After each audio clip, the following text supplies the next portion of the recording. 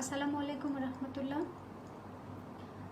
Pharmacodynamic আজকের class আমাদের receptor transducer mechanism এটা আমরা জানবো আজকের ক্লাসে।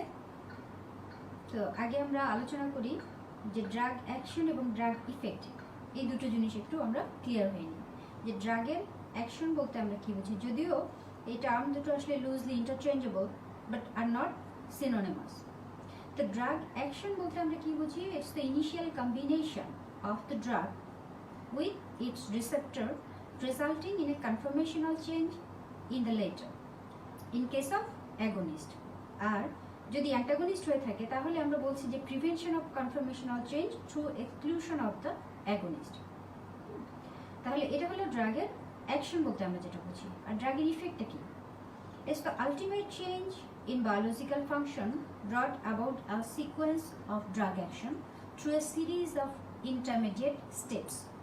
এই যে series of intermediate steps, these are the transducers. আচ্ছা, এখন আমরা একটু আগের ক্লাসে যাই। আগের ক্লাসে আমরা বলেছি যে ফাংশন অফ রিসেপ্টর, তো মেইন দুটো যে এসেনশিয়াল ফাংশন ছিল ড্রাগের রিসেপ্টরের টু এসেনশিয়াল ফাংশনস, একটা হলো recognition of the specific ligand molecule and transduction of the signal into a response. So accordingly receptor molecule has a signal binding domain, একটা signal binding domain থাকে, তাই না? আচ্ছা, যেটা কিনা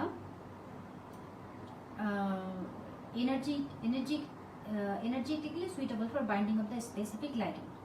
আর কি থাকে? আর effector domain which undergoes a functional conformational change. এগুলো আমরা আগের ভিডিওতে জেনেছি। এই ডোমেইন, যে ডোমেইনগুলো অ্যাকচুয়ালি এরা এখন দেখা যাচ্ছে যে আইডেন্টিফাইড ইন সাম রিসেপ্টর। এই ডোমেইনগুলো কিছু কিছু রিসেপ্টরে আমরা আইডেন্টিফাই করি। হ্যাঁ, আচ্ছা, এই যে sequential relationship between drug action, transducer and drug effect, এইগুলো আমরা এখন স্টেপ ওয়াইজ আলোচনা করবো। হ্যাঁ, এই সিকোয়েন্সগুলো। Transducer mechanism can be grouped into G-protein coupled receptor. This is the large family of cell membrane receptor. Then ion channel receptor, also known as ligand-gated ion channel. Then third is the transmembrane enzyme-linked receptor obtained by peptide hormone. Then number 4 is the transmembrane JAK state receptor, growth hormone, prolactin, যাদের মাধ্যমে কাজ করে. And last one is the receptor regulating gene expression. তো এরা হলো intracellular receptor, এরা জিন এক্সপ্রেশনের মাধ্যমে কাজ করে। তাহলে এই যে যদি আমরা ব্রডলি দেখি large family of cell membrane receptor, that is the G protein couple receptor, এটাই হলো আমাদের আজকের main focus. And the receptor regulating জিন expression this the intracellular receptor. তাহলে এই যে ট্রান্সডিউসার মেকানিজম, এই ট্রান্সডিউসার মেকানিজমের প্রথমেই আমরা যে জি প্রোটিন কাপল রিসেপ্টরের কথা বলছি, সেটা হলো আমরা বলছি যেটা খুবই important, large family of cell membrane receptor, যেটা কিনা লিঙ্ক থাকে ইফেক্টর, দ্যাট ইজ এনজাইম আর আয়ন চ্যানেল আর ক্যারিয়ার প্রোটিনের সাথে through one or more GTP activated protein, যেটাকে আমরা কি বলি জি প্রোটিন। হ্যাঁ, এই রিসেপ্টরের স্ট্রাকচারটা একটু সহজ করে আমি আঁকার চেষ্টা করেছি, যেখানে 7টা আলফা হেলিক্যাল মেমব্রেন এবং এই যেটা এক্সট্রাসেলুলার 3টা ডোমেইন, ইন্ট্রাসেলুলার 3টা ডোমেইন, মোট 6টা ডোমেইন। হ্যাঁ, অ্যাগনিস্ট বাইন্ডিং সাইট, এগুলো একটু দেখানোর চেষ্টা করেছি। বইয়ে যে পিকচার আছে সে একটু বুঝতে সমস্যা হবে, বা আমার নিজেরও প্রথমে বুঝতে সমস্যা হতো, এই জন্য আমি একটু সহজ করে আঁকার চেষ্টা করেছি যাতে স্টুডেন্টের বুঝতে সুবিধা হয়। হ্যাঁ, তো আমরা এই স্ট্রাকচারটার দিকে একটু যদি খেয়াল করি, তাহলে এখানে দেখতে পাচ্ছি যে রিসেপ্টর, এই রিসেপ্টরটাতে 7টা মেমব্রেন স্প্যানিং হেলিক্যাল সেগমেন্ট আছে of hydrophobic amino acid and intervening segments connecting the helicals from 3 loops on either side of the membrane. The amino terminus of the chain lies on the extracellular phase, while the carboxyl terminus on the cytosolic side. তো এই যে 7টা এঁকেছি, হ্যাঁ, 1 2 3 4 5 6 7, হ্যাঁ, এই 7টা alpha helical membrane. আমরা এটা বোঝানোর চেষ্টা করেছি এটা এক্সট্রা সেলুলার মানে সেল মেমব্রেন, হ্যাঁ, আর এটা ইন্ট্রাসেলুলার দ্যাট ইজ সাইটোসোল ইন্ট্রাসেলুলার, আমরা এইভাবে বোঝানোর চেষ্টা করেছি। এটা হলো অ্যাগনিস্ট বাইন্ডিং সাইট। আর এই যে 3টা 1 2 3 এটা হলো এক্সট্রা সেলুলার 3টা লুপ, 1 2 3 এটা হলো ইন্ট্রাসেলুলার 3টা লুপ। আচ্ছা, তো এই স্ট্রাকচারটা আমরা একটু ভালো করে খেয়াল করে তারপর আমরা মেইন মেকানিজমটা বুঝবো।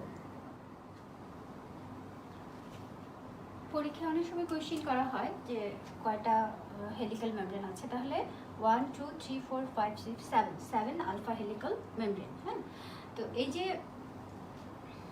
এই 3টা এক্সট্রা সেলুলার লুপ 1 2 3 এবং 3টা ইন্ট্রাসেলুলার লুপ 1 2 3, তাহলে টোটাল 6 বাইফার্কেশন করলে হলো 3টা এক্সট্রা সেলুলার 3টা ইন্ট্রাসেলুলার। হ্যাঁ, আচ্ছা, তাহলে এটাও অনেক সময় জিজ্ঞেস করা হয় যে এই যে কয়টা এক্সট্রা সেলুলার লুপ কয়টা ইন্ট্রাসেলুলার লুপ আছে। আচ্ছা, এখন আমরা দেখব যে এই স্ট্রাকচারে এই যে প্রোটিনের এই স্ট্রাকচারে কি কি ভাগে আমরা ভাগ করেছি। তাহলে প্রথমেই আমরা এখানে কি লিখেছি, অ্যাগনিস্ট বাইন্ডিং সাইট। তাহলে এখানে কি অ্যাগনিস্ট এসে বাইন্ড করে, হ্যাঁ, এই বাইন্ডিং সাইটে অ্যাগনিস্ট, আমরা অ্যাগনিস্ট কি অ্যান্টাগনিস্ট কি, হ্যাঁ, পার্শিয়াল অ্যাগনিস্ট ইনভার্স অ্যাগনিস্ট এগুলো সব জেনেছি যে অ্যাগনিস্ট কি, যেটা কিনা এন্ডোজেনাস লিগ্যান্ড রিসেপ্টরের সাথে বাইন্ড করলে যেরকম রেসপন্স তৈরি করতো, অ্যাগনিস্ট বাইন্ড করলে একই রকম রেসপন্স তৈরি করে। তাহলে যখন এখানে বাইন্ড করে, যখন কোনো কিছু বাইন্ড করে না তখন কি এই অবস্থায় থাকে, যখন কিনা বাইন্ড করে তখন একটা কারেন্ট, একটা ইনভিজিবল কারেন্ট এইভাবে এটার ভিতর দিয়ে পাস করে, হ্যাঁ, ইনভিজিবল কারেন্ট একটা পাস করে। আচ্ছা, এখন আমরা দেখি যখন এটা ইনঅ্যাক্টিভেটেড স্টেটে আছে তখন এই লাস্ট পোর্শনে, লাস্ট যেখানে সেখানে আলফা বিটা গামা 3টা সাব ইউনিট বাইন্ড অবস্থায় একসাথে থাকে, কে আলফা বিটা গামা, এবং এদের সাথে অ্যাটাচ থাকে কি জিডিপি। আমরা বলছি ইনঅ্যাক্টিভেটেড স্টেটে কি থাকে, হ্যাঁ, তাহলে জিডিপি এখানে ইনঅ্যাক্টিভ, যখন এটা ইনঅ্যাক্টিভেটেড তখন আলফা বিটা গামার সাথে কে থাকে অ্যাটাচ, জিডিপি। হ্যাঁ, তো এখন GDP along with alpha beta gamma inactivated state, আর যখন কিনা অ্যাগনিস্ট বাইন্ড করবে তখন কি হবে। হ্যাঁ, আচ্ছা,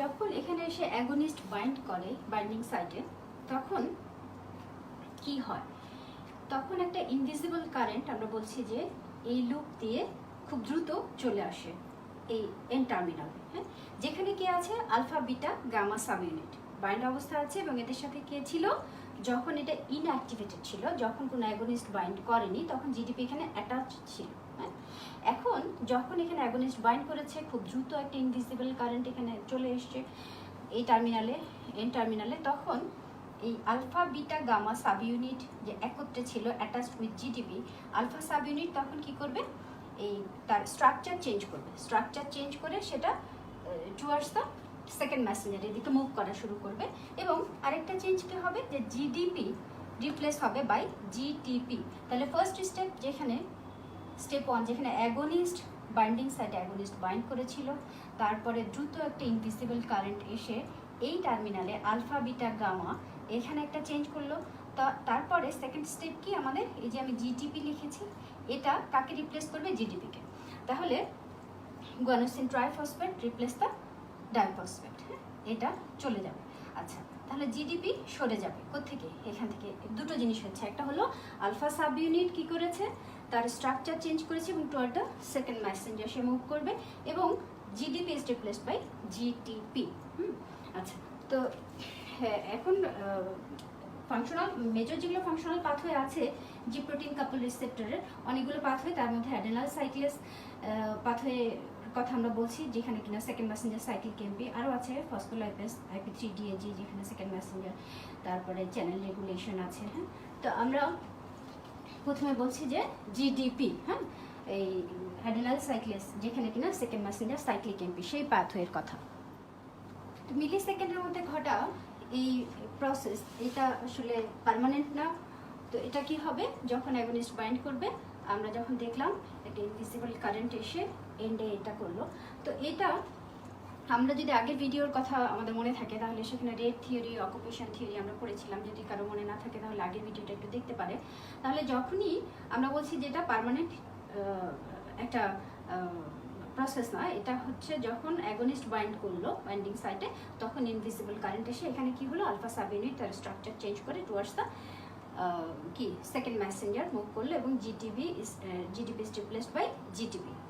আচ্ছা, এখন তো রেট থিওরি, অকুপেশন থিওরির দিকে যেটা আমি বলছি যে একটু মনে করা, তখন এই যে আমরা বলছি এটা পার্মানেন্ট না, তাহলে এই যে এইটা এখন কি হবে, এখন যখন এটা শেষ হয়ে গেল, এই কারেন্ট ফ্লোটা শেষ হয়ে গেল, তখন কি হবে, এই আলফা সাব ইউনিট যেটা স্ট্রাকচার চেঞ্জ করে চলে গিয়েছিল সেটা আবার বিটা এবং গামা সাব ইউনিটের সাথে এসে বাইন্ড করবে এবং যেই জিডিপিকে জিটিপি রিপ্লেস করেছিল, জিডিপিকে জিটিপি রিপ্লেস করেছিল সেই জিডিপি আবার এসে আলফা বিটা গামা সাব ইউনিটের সাথে বাইন্ড করবে।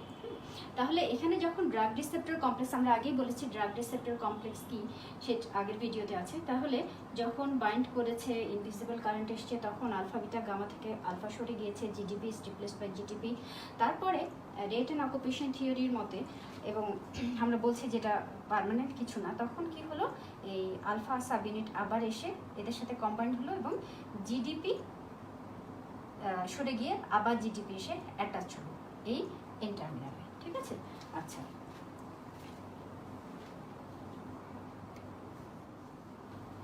তাহলে অ্যাডেনাল সাইক্লেস যখন ইনঅ্যাক্টিভ, তখন আমরা দেখলাম যে এখানে জিডিপি অ্যাটাচ থাকে। যখনই কিনা অ্যাগনিস্ট বাইন্ড করে, অ্যাডেনাল সাইক্লেস অ্যাক্টিভেটেড হলো, তখন এই চেঞ্জটা হলো। আচ্ছা, এই স্টেপটাই বোঝার, হ্যাঁ, এই স্টেপটাই বোঝার, তাই আমি অন্য কোনো ভিডিও আর এই ভিডিওর সাথে দিব না।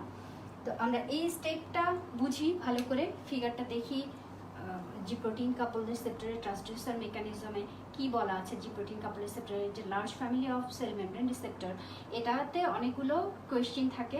এই ট্রান্সডিউসার মেকানিজম জি প্রোটিনের রিটেনে আসে অনেক সময়, এবং এই যে যেগুলো বললাম যে কয়টা আলফা হেলিক্যাল মেমব্রেন আছে, কয়টা এক্সট্রা সেলুলার, কয়টা ইন্ট্রাসেলুলার লুপ, এগুলো আলাদা আলাদা করে জিজ্ঞেস করা হয়। এই জন্য এই জিনিসটা একটু ভালো করে বুঝে নিয়ে পরের ক্লাসে আমরা যাব যে জি প্রোটিন কাপল রিসেপ্টরের কতগুলো সুপার ফ্যামিলি আছে, এগুলো আমরা জানবো পরে। হ্যাঁ, তাহলে যখন আমরা অ্যাডেনাল সাইক্লেস কিনা ইনঅ্যাক্টিভেটেড অবস্থায়, তখন আমরা দেখেছি এখানে alpha beta gamma subunit একসাথে অ্যাটাচড উইথ জিডিপি। যখনই অ্যাগনিস্ট বাইন্ড করবে, অর্থাৎ ড্রাগ রিসেপ্টর কমপ্লেক্স তৈরি হবে, বাইন্ডিং সাইট অ্যাগনিস্ট বাইন্ড করার পরে এখানে একটা ইনভিজিবল কারেন্ট এসে এই টার্মিনালে এসে আমরা দেখছি কি আলফা সাব ইউনিট তার স্ট্রাকচার চেঞ্জ করে towards the second messenger move করবে এবং এখানে GDP is replaced by GTP. আচ্ছা, তারপরে according to rate and occupation theory, যখন কিনা এটা আমরা বলছি যেটা এক সময় according to rate and occupation theory এটা কি বন্ধ হবে বা শেষ হয়ে যাবে, তখন আবার আগের ফর্মে আসবে। আলফা এসে তার বিটা গামা সাব ইউনিটের সাথে বাইন্ড করবে এবং এই জিটিপিকে সরিয়ে দিয়ে জিডিপি আসবে। হ্যাঁ, তাহলে আমাদের আজকের ক্লাসটা ছোট, কিন্তু এই ক্লাসটা ভালো করে বোঝার বিষয় আছে। এখানে অনেকগুলো ভাইবা কোশ্চেন, অনেকগুলো বোঝার বিষয় আছে, এই জন্য এই ভিডিওটা ছোট থাকবে। এবং আমি স্টুডেন্টদের রিকোয়েস্ট করব যে এই ছবিটা তারা বই থেকে একটু বোঝার চেষ্টা করবে, হ্যাঁ, এই ভিডিওর পরপরই। হ্যাঁ, আচ্ছা, তাহলে এই পর্যন্তই থাকুক আমাদের ক্লাস। আমরা সবাইকে আবারও সালাম এবং শুভেচ্ছা, এবং সবার জন্য দোয়া অব্যাহত রাখি। আমাদের নেক্সট ক্লাস ফার্মাকোডাইনামিক্সেরই থাকবে এবং এই ক্লাসেরই আমরা কন্টিনিউয়েশন করব।